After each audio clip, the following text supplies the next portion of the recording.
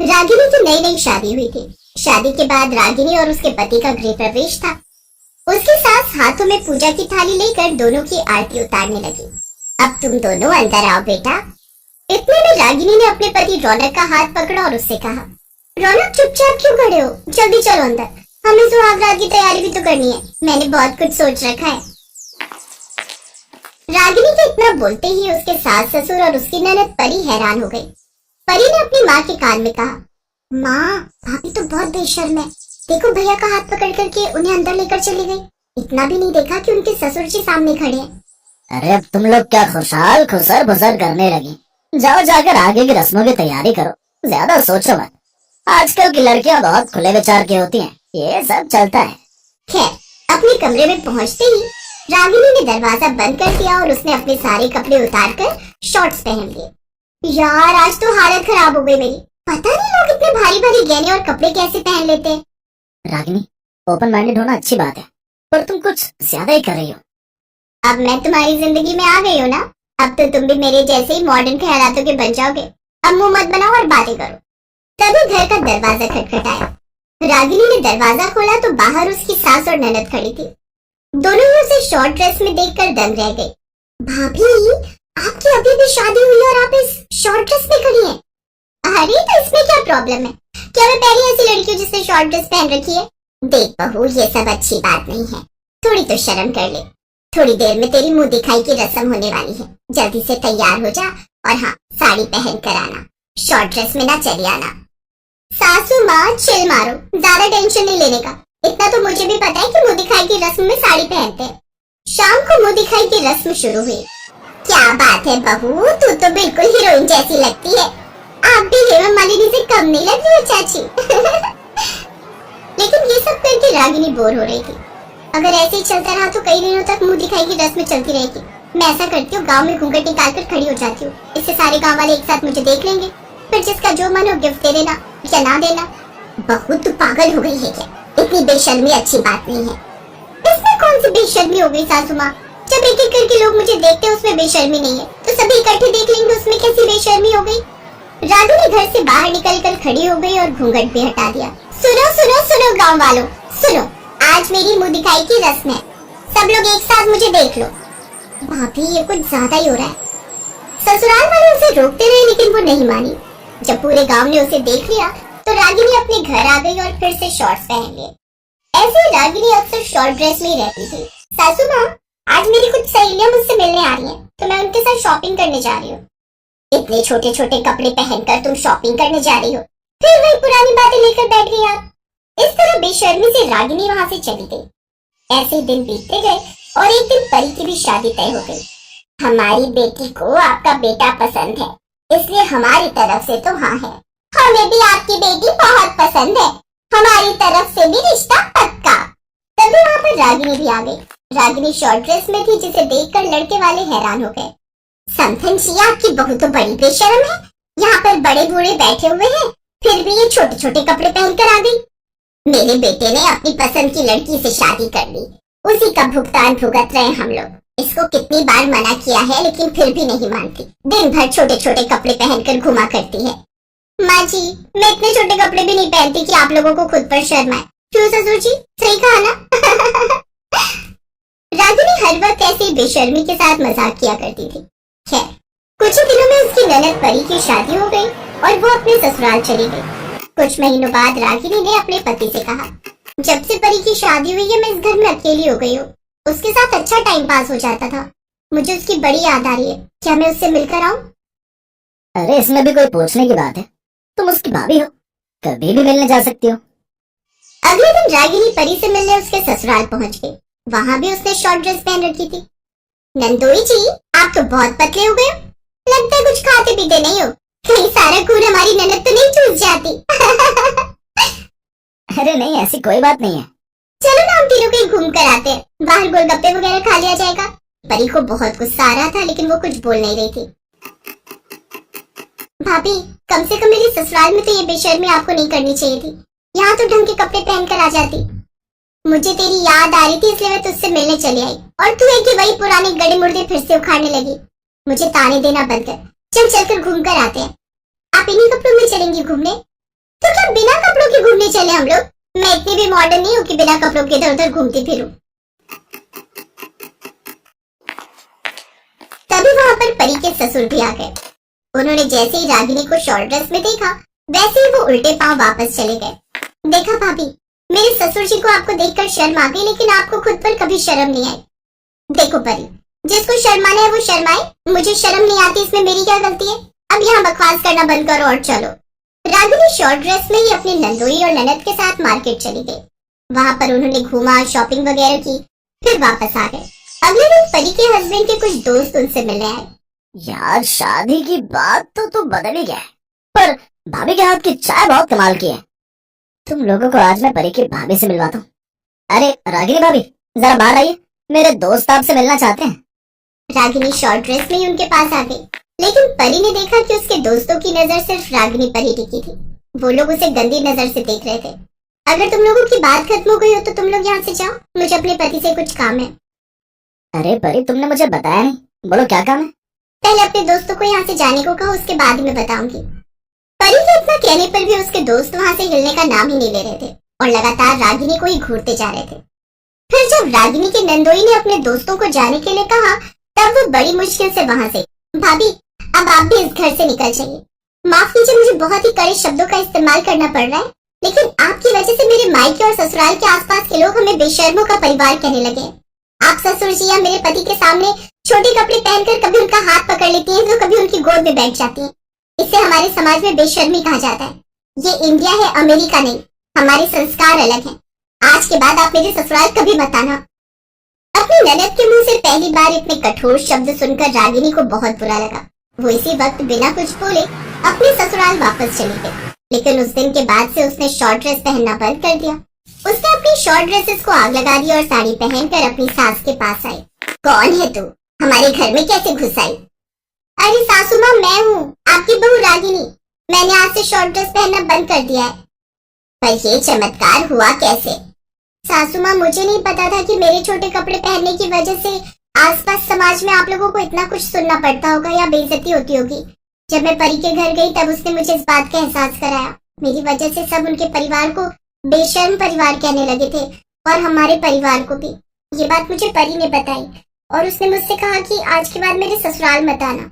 उस दिन मुझे एहसास हुआ कि मैं कितना गलत कर रही थी। अब मैं परी से मिलने जा रही हूँ और उसे सरप्राइज दूंगी। वो बहुत खुश होगी। अगले दिन रागिनी अपनी सास को लेकर परी के घर गई और उससे माफी भी मांगी। परी ने भी अपनी गलती की माफी रागिनी से मांग ली और वो लोग खुशी खुशी रहने लगे।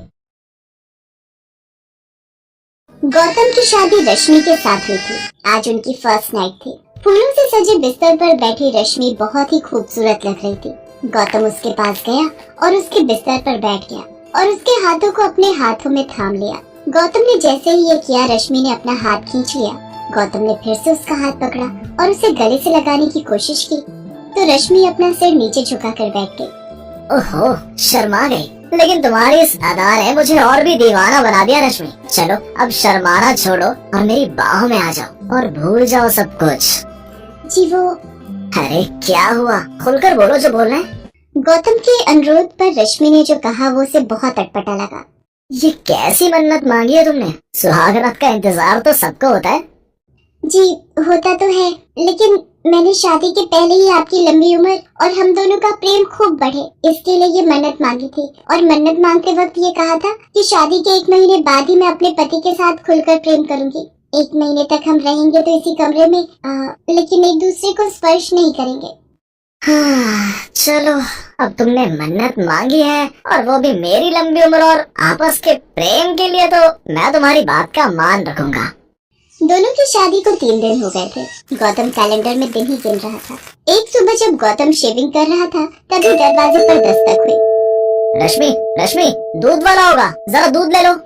रश्मि ने दरवाजा खोला। दरवाजे पर दूध वाला ही था। रश्मि ने दूध का बर्तन दूध वाले के आगे इस तरह रखा कि उसका हाथ दूध वाले के हाथ से सट गया। दूध वाले ने अपना हाथ हटाना चाहा तो रश्मि ने जानबूझकर उसके हाथ से अपना हाथ रगड़ना शुरू कर दिया।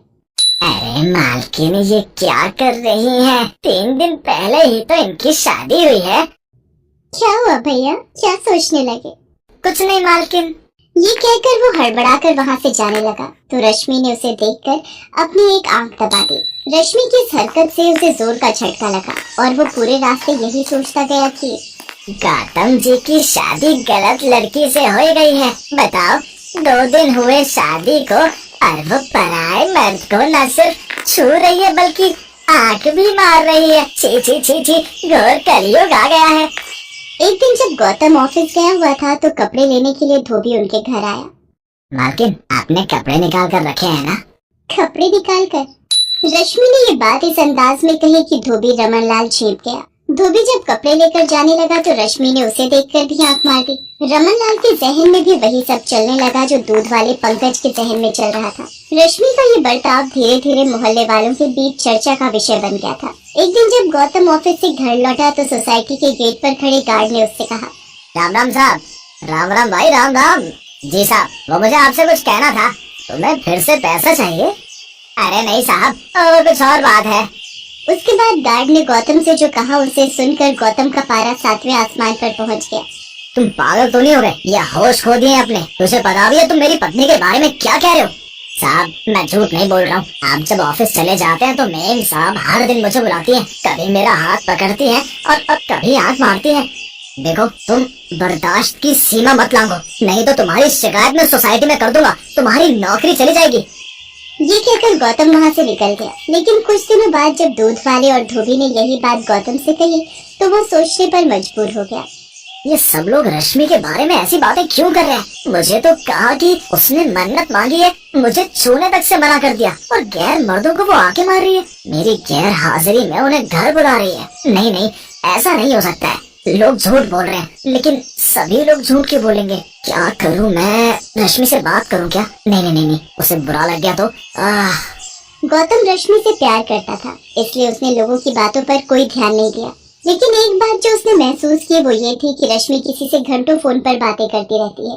एक बार जब उसने उससे पूछा कि वो किससे बातें कर रही थी तो उसने कहा, यहाँ पर फोन पर बात करने में भी कोई पाबंदी है क्या? पाबंदी? नहीं तो कोई पाबंदी नहीं है। मैं अपनी दोस्त से बातें कर रही हूँ, शर्मिला नाम है उसका। हम बेस्ट फ्रेंड हैं, लेकिन मेरी शादी हो गई यहाँ दिल्ली में और वो शादी करके दुबई चली गई।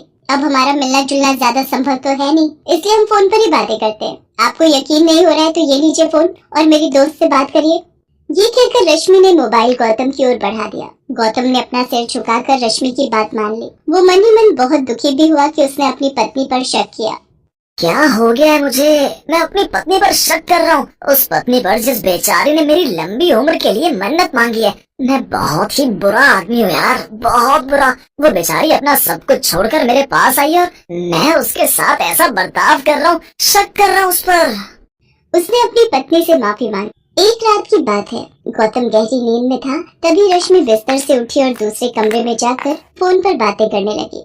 निरंजन, मैं अपनी हरकतों से पूरी कोशिश कर रही हूँ कि मेरा पति गौतम मुझे छोड़ दे, लेकिन वो तो जोक की तरह चिपक गया है मुझसे। देखो निरंजन, मैं तुम्हारे बिना जी नहीं सकती। कोई उपाय करो और मुझे इस नरक से निकालो। मुझे नहीं रहना है गौतम के साथ, एक दिन भी नहीं, एक पल भी नहीं। रश्मि को ये बात पता नहीं थी कि उस दिन उसकी सारी बातें गौतम ने सुन ली हैं। जब वो अपनी बात खत्म करके बिस्तर पर पहुंची तो गौतम जगा हुआ था। अरे, आप सोई नहीं है? सोई तो रहा था रश्मि आज तक, तभी तो मुझे कुछ पता नहीं चल रहा था। ये आप क्या कह रहे हैं? क्या पता नहीं चल रहा था? यही कि मैं तुमसे जोक की तरह चिपक गया हूँ। तुम यहाँ नर्क में रह रही हो। ये सब आप क्या कह रहे हैं? मेरी कुछ समझ में नहीं आ रहा है। रश्मि, अब तो सच बोल दो, ये निरंजन कौन है जिससे तुम आधी रात को बातें कर रही थी? सच सच बोल दो रश्मि, मैं तुम्हें कुछ नहीं कहूँगा। गौतम की बात सुनकर रश्मि रोने लगी और रोते रोते उसने गौतम से कहा, निरंजन और मैं साथ ही पढ़ते थे। हम दोनों एक दूसरे से बहुत प्यार करते थे और शादी भी करना चाहते थे, लेकिन क्या? मैंने ये बात अपने पेरेंट्स को बताई तो वो घर गए और बिरादरी के बाहर शादी करने से साफ साफ मना कर दिया।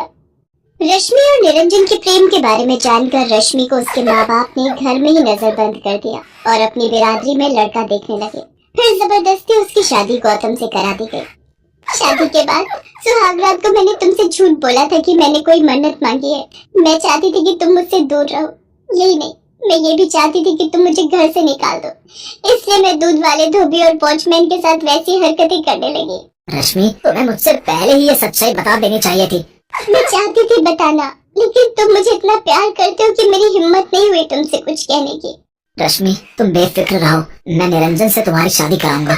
रश्मि तो यही चाहती थी, लेकिन अगले दिन रश्मि के साथ एक ऐसा हादसा हुआ कि सब कुछ बदल गया। उस दिन रश्मि निरंजन को फोन करके ये खुशखबरी दे रही थी, तभी उसके घर का झूमर खुलकर उसके ऊपर गिर पड़ा।